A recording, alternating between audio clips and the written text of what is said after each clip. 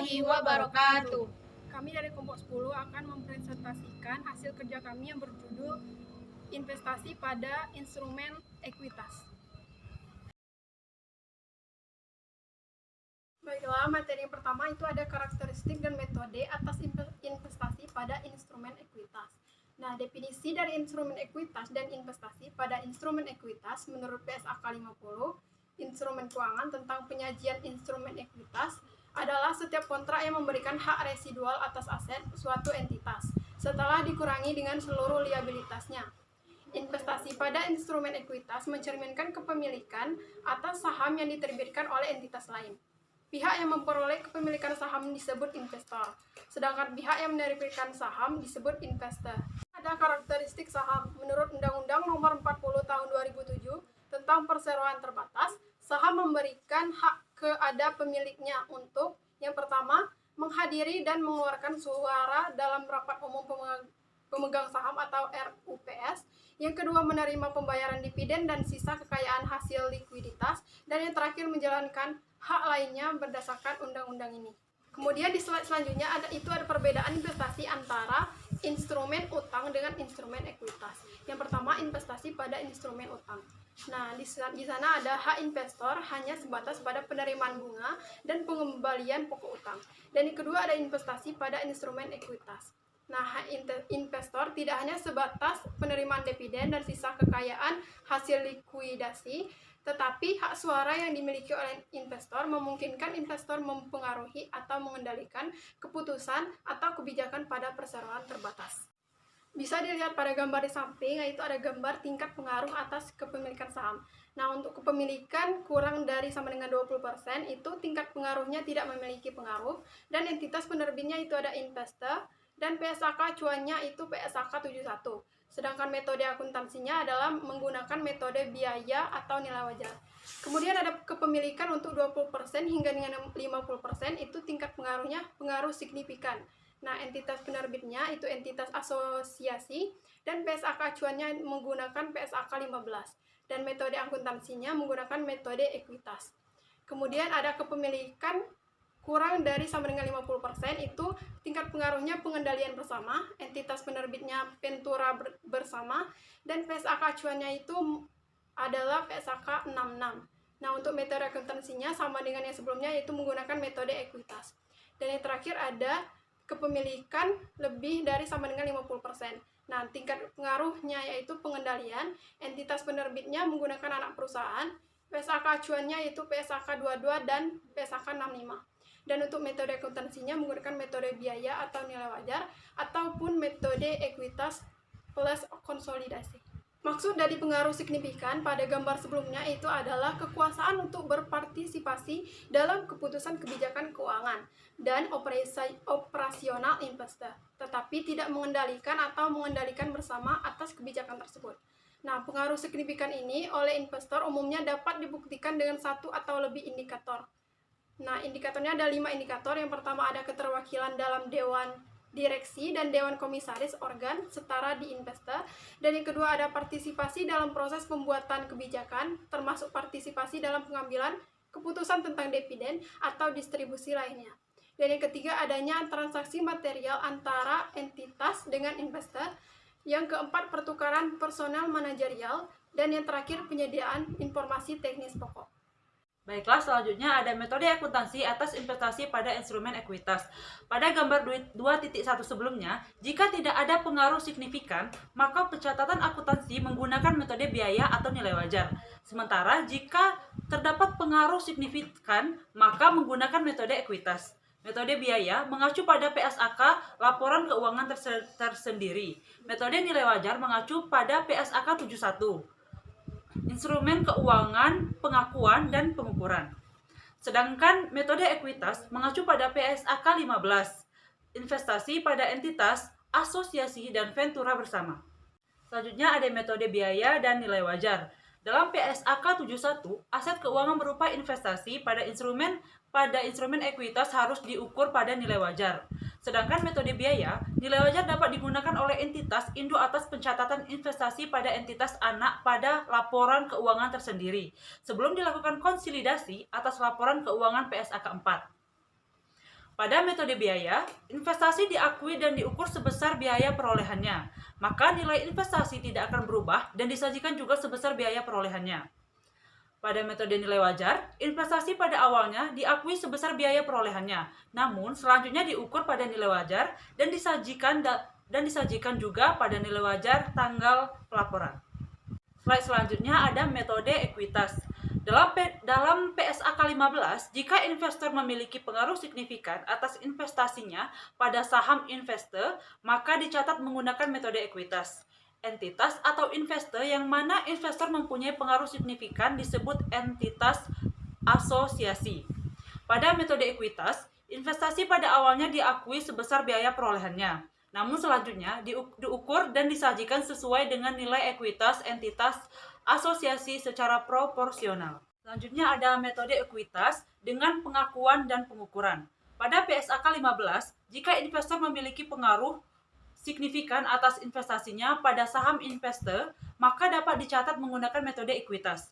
Entitas atau investor yang mana investor mempunyai pengaruh signifikan disebut entitas asosiasi.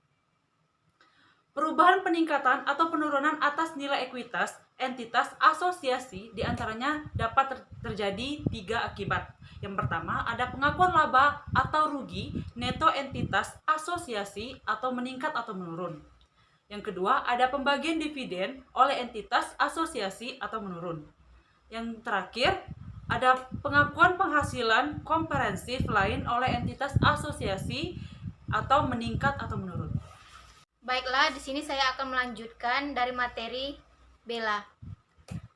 B. Alokasi selisih atau biaya perolehan. PSAK 15 menyatakan bahwa pada saat perolehan investasi dengan bagian entitas, atas nilai wajar neto, aset, dan liabilitas teridentifikasi dari investor dicatat dengan cara sebagai berikut. Yang pertama, goodwill yang terkait dengan entitas asosiasi termaksud dalam jumlah tercatat investasi. Amortisasi goodwill tersebut tidak diperkenankan. Yang kedua, setiap selisih lebih bagian entitas atas nilai wajar neto, aset, dan liabilitas teridentifikasi dalam diri investor terhadap biaya perolehan investasi dimasukkan sebagai penghasilan dalam menentukan bagian entitas laba rugi, entitas asosiasi, atau ventura bersama pada periode investasi yang diperoleh. Selanjutnya C. Penghentian pengakuan. Investor menghentikan pengakuan metode ekuitas sejak tanggal investasinya berhenti menjadi investasi pada entitas asosiasi. Hilangnya pengaruh signifikan, yaitu ketika 1. Investasi menjadi investasi pada anak perusahaan. Maka investor mencatat investasinya sesuai dengan PSAK 22 dan PSAK 65. Yang kedua, menjual sebagian investasinya dan sisa kepentingan dalam entitas asosiasi merupakan aset keuangan, maka investor mengukur sisa kepentingan tersebut pada nilai wajar sesuai PSAK 71. Investor mengakui dalam laba rugi selisih apapun antaranya. A. Nilai wajar sisa kepentingan apapun dan hasil apapun dari pelepasan sebagian kepentingan pada entitas asosiasi atau ventura bersama. Yang B. Jumlah tercatat investasi pada tanggal penggunaan metode ekuitas dihentikan. Selanjutnya, penyajian dan pengungkapan. Yang pertama, pada metode ekuitas, investasi disajikan pada nilai tercatatnya. Yang kedua, bagian laba atas entitas asosiasi disajikan di laporan laba rugi dalam pos tersendiri. Pengungkapan yang disyaratkan PSAK 67 mengungkapkan kepentingan dalam entitas lain terkait investasi pada entitas asosiasi adalah untuk setiap entitas asosiasi yang material bagi entitas pelapor. dibagi menjadi 4. Yang pertama, nama pengaturan bersama atau entitas asosiasi. Yang kedua, sifat hubungan entitas dengan pengaturan bersama atau entitas asosiasi. Yang ketiga, lokasi utama kegiatan usaha, pengaturan bersama atau entitas asosiasi. Dan yang terakhir, proporsi bagian kepentingan atau penyertaan modal yang dimiliki oleh entitas, dan jika berbeda, proporsi hak suara yang dimiliki jika dapat diterapkan. Baiklah, selanjutnya isu lain seputar metode ekuitas. Nilai tercatat investasi negatif pada metode ekuitas.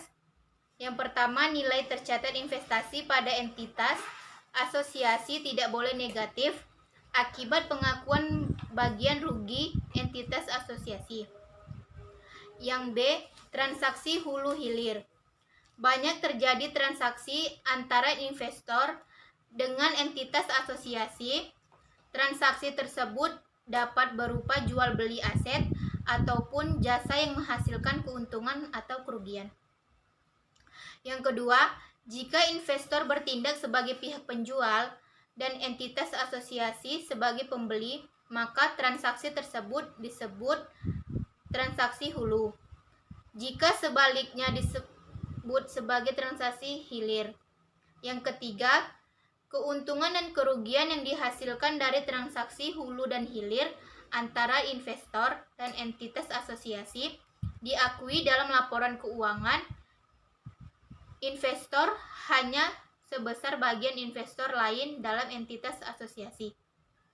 Dan yang terakhir, bagian investor atas keuntungan atau kerugian entitas asosiasi yang dihasilkan dari transaksi tersebut dieliminasi. Baiklah, selanjutnya jurnal-jurnal yang harus dibuat oleh investor atas entitas asosiasi, yaitu yang pertama, investasi awal saat perolehan. Yang kedua, pengumuman dividen oleh entitas asosiasi. Yang ketiga, pengumuman laba neto oleh entitas asosiasi. Yang keempat, amortisasi atas selisih nilai wajar neto, aset dan liabilitas teridentifikasi dari investe terhadap nilai tercatat aset liabilitas. Yang kelima, transaksi hulu dan hilir. Yang keenam, penurunan nilai. Dan yang terakhir, penghasilan komprehensif lain investe. Setelah tadi pemaparan materi dari kami, saya tutup. Wassalamualaikum warahmatullahi wabarakatuh.